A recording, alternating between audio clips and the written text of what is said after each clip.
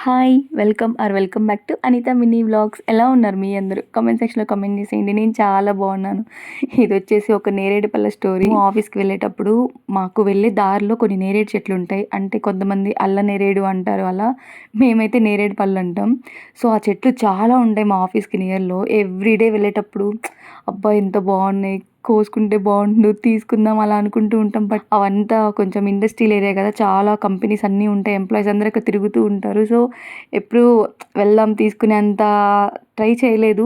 So, ఒకరోజు ఏం చేసామంటే ఆఫీస్‌లో వర్క్ లేదు ఆ రోజు మాకు. కొంచెం మీటింగ్స్ అన్నీ అయిపోయినాయి. ఇంకా లాగౌట్ అవుదాం అనుకున్న టైంలో సరే పొద్దున్నుంచి ఇక్కడే ఉన్నాము, కొంచెం వాకింగ్‌కెళ్దాం గదా అన్నట్లు వెళ్ళాం.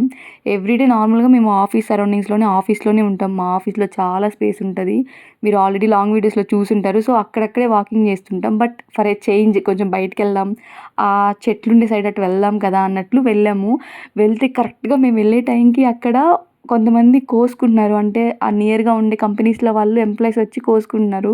మేము అటే వెళ్తూ చూస్తూ ఉన్నాము. కావాలా అన్నట్లు వాళ్ళు మా సైడ్ చూసారు. కావాలి అన్నట్లు మేము చూసాము. సో, వాళ్ళు కొన్ని మాకిచ్చారు.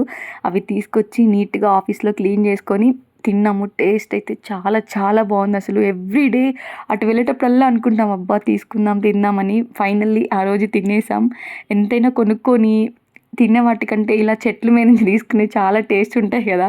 మీరేమంటారు? మీరెప్పుడైనా ఇలా చేశారా? కామెంట్స్‌లో షేర్ చేసుకోవడం అస్సలు మర్చిపోవద్దు.